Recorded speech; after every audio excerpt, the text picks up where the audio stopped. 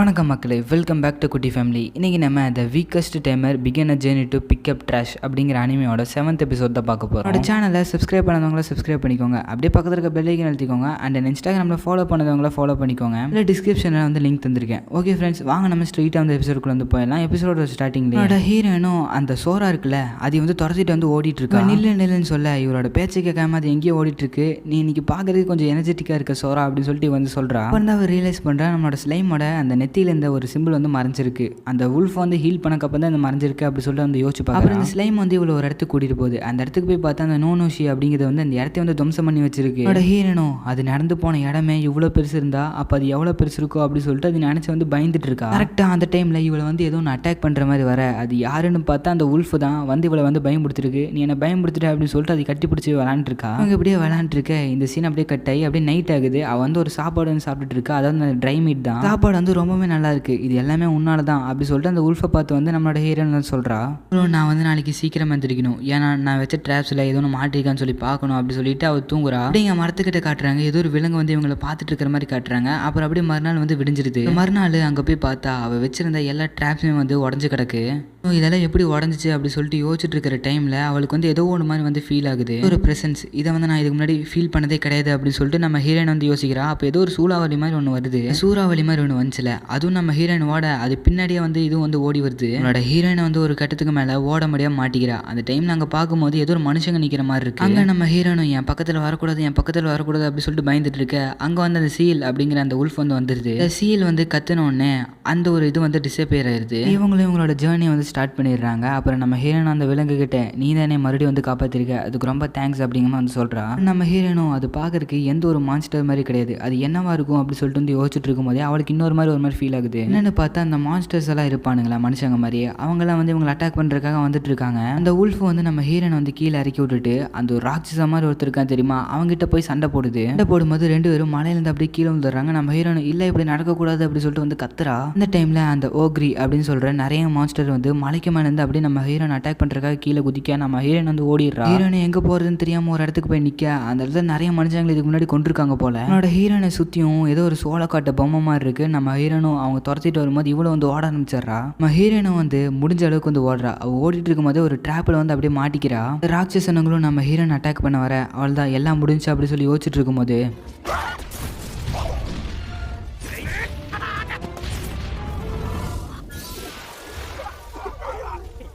ஒருத்தர் வந்தார்ல, அவரும் என் பேர் லாட்ரு அப்படின்னு சொல்லிட்டு மேலே பார்க்குற நம்ம ஹீரோயின் வந்து எனக்கு சுடுதுன்னு நம்ம ஹீரோயினை இன்னொருத்தர் ரிலீஸ் பண்ணி விட இவர் போய் நம்ம ஹீரோயின் வந்து கேட்ச் பிடிக்கிறாரு. ஒரு கேட்ச் பிடிச்சிட்டு நல்ல வேலை உனக்கு ஒன்றும் ஆகலை அப்படி சொல்லிட்டு சொல்கிறாரு. இந்த ஒரு மான்ஸ்டர் அட்டாக் பண்ண வர தப்பிச்சு ஒரு ஸ்லைம் மேலே போய் விழுந்துடுறாரு. அப்புறம் அந்த ஸ்லைம் எடுக்கிறதுக்கு இன்னொரு பொண்ணு வருது, அவ பேர் வந்து மீளாவாமா. இந்த மான்ஸ்டர்ஸ் எல்லாம் அட்டாக் பண்ண அங்கே இருந்த டீம் மேட்ஸ் எல்லாருமே வந்து வந்துடுறாங்க. அப்புறம் எல்லாருமே அந்த மான்ஸ்டர்ஸ் எல்லாம் கொண்டுறாங்க. திடீர்னு பின்னாடி இருந்து இன்னொன்று அட்டாக் பண்ணுது, அது அம்பு விட்டு யாரோ வந்து கொண்டுறாங்க. நம்ம ஹீரோனும் எது நீங்கள் சப்ரேஷன் ஸ்குவாடா? ஆமாம், இங்கே வந்து நிறைய மான்ஸ்டர்ஸ் இருக்கு, அதெல்லாம் ஹண்ட் பண்ண நாங்கள் வந்திருக்கோம், அதனால தான் எங்களை வந்து சப்ரேஷன் ஸ்குவாட் அப்படின்னு சொல்லுவாங்க. ஒரு ட்ராப்பை அதுங்க தான் பண்ணிச்சா அப்படின்னு சொல்லி கேட்கும்போது ஆமாம் இந்த ட்ராப் அதுங்க தான் பண்ணும், அது கொஞ்சம் ஸ்மார்ட் ஆனது தான் அப்படின்னு சொல்லிட்டு இவர் சொல்றாரு. சரி உனக்கு எதுவும் அடிப்பள்ளி அப்படின்னு சொல்லி கேட்க நான்லாம் நல்லா தான் இருக்கேன் அப்படி சொல்லிட்டு நம்ம ஹீரோயின் வந்து சொல்றா. எங்களை வந்து பிளேசிங் ஸ்குவாட் அப்படின்னு சொல்லுவாங்க, நாங்களும் ஒரு அட்வென்ச்சரஸ் தான் அப்படி சொல்லிட்டு இவர் சொல்றாரு. நான் தான் வந்து லீடர், என் பேர் வந்து ஷேசல்க் அப்படின்னு இவர் வந்து சொல்றாரு.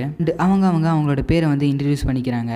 நம்ம ஹீரோனும் என் பேர் வந்து ஐவி, உங்களை பார்த்ததுல நான் வந்து கிளாண்டா ஃபீல் பண்றேன் அப்படின்னு சொல்லிட்டு சொல்றா. உங்களும் நீ பார்க்கறதுக்கு சின்ன பையனா இருக்க, நடந்தவர் வந்திருக்க, எங்கிருந்து வந்திருக்க அப்படி சொல்லிட்டு கேட்கும்போது நான் ஒட்டாமி வில்லேஜ் இருந்து வந்தேன், ஒட்டால்வாக்கு நான் வந்திருக்கேன் அப்படி சொல்லிட்டு அவர் சொல்லும்போது எதுக்கு அங்கிருந்து நீ ஒட்டால்வாக்கு வந்திருக்கே அப்படி சொல்லிட்டு ஆச்சரியப்படுறாங்க. இந்த அட்வென்ச்சரஸும் இந்த கார்டில் நீ தனியாக போகிறது வந்து ஆபத்தானது, ஸோ நாங்களும் வந்து ஒட்டால்வாக்கு தான் போகிறோம், எங்கள் கூட நீ ஜாயின் பண்ணிக்கோ அப்படின்னு சொல்லும்போது இன்னும் ஓகே அப்படி சொல்லிட்டு ஒத்துக்கிறா. அவங்களும் அந்த இடத்துல தான் அட்வென்ச்சரஸ் எல்லாம் தங்குவாங்க. இப்போ நம்ம அங்கே தான் போகணும்னு சொல்லிட்டு டீம் லீடர் சொல்ல நம்ம ஹீரோயின் வந்து எதையோ பார்த்து ஆச்சரியப்படுறா. என்ன பார்த்தா நம்மளோட செய்தான். அவங்களும் செயலை பார்த்தோன்னே இவன் இங்கிருந்து ஆபத்து தான், அவனை பார்த்தா ஹண்ட் பண்ணி சாப்பிட்டுருவாங்க, செயல் இங்கே இருக்காத ஓடிரு அப்படின்னு சொல்லிட்டு ஒரு மாதிரி சைக்கிளை சொல்லும் போது அதுவும் புரிஞ்சுக்கிட்டு ஓடிடுது.